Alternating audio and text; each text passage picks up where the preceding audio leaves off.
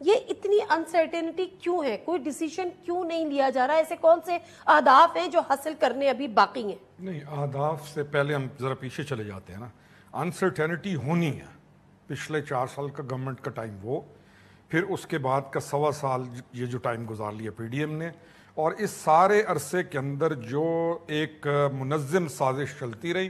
9 مئی کو آپ نے اس کا کلائمیکس دیکھا. اس کے بعد اب اس کی ڈسٹ سیٹل ہو رہی ہے. کہیں پہ کیا 4 سال میں کیا انسرٹینٹی رہی؟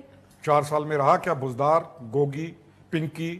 نہیں، انسرٹینٹی ہے نا. دیکھیں معاشیات آپ کی تباہ ہو گئی. یہ بات نہیں، ایک سیکنڈ میرے سے سوال کا پوچھیں تو میرا مطلب ہے انسرٹینٹی کا مطلب کیا بنتا ہے؟ انسرٹینٹی کہ آپ کی پوری سسٹم کولیپس ہو گیا.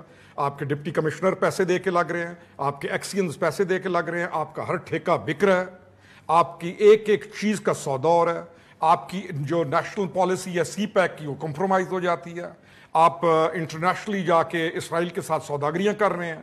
آپ اپنی انسرٹینٹی سے علاوہ کیا ہے؟ آپ بلوچستان کے اندر آپ کے مسائل بڑھ رہے ہیں. سوات کے اندر آپ افغانستان سے ٹی ٹی پی کے ساتھ خود مذاکرات کر کے ان کو سیٹل کرنے کی باتیں کر رہے ہیں. تو یہ عمران خان کر رہا تھا. اکیلا کر رہا تھا. پرائم منسٹر کون ہوتا ہے؟ نہیں، اکیلا کر رہا تھا. نہیں میری بات. پھر ٹی ٹی پی کے ساتھ معذرت کے ساتھ ٹی ٹی پی کے ساتھ مذاکرات، ان کی سیٹلمنٹ اکیلا عمران کر رہا تھا. سنیں نا، میں تو بڑے عرصے سے کہہ رہا ہوں کہ فیض اور یہ سارے اکٹھے تھے. فیض، پنکی، گوگی، عمران، یہ سارے اکٹھے تھے.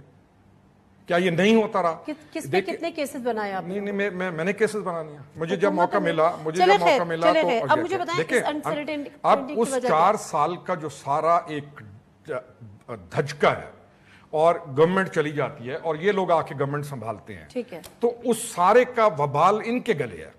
یہ 1.5 سال سے جو گالیاں یہ لوگوں کی کھا رہے ہیں اور وہ جو جھوٹا سائفر لہرانے کے بعد سارا ایک نیا کرائسس کریٹ کیا گیا. ہر وہ بیانیہ بیچا گیا جس سے لوگوں کو آپ بے وقوف بنا کے ان کے ایموشنز کے ساتھ مزید ڈس آرڈر کے اندر لے کے جائیں گے.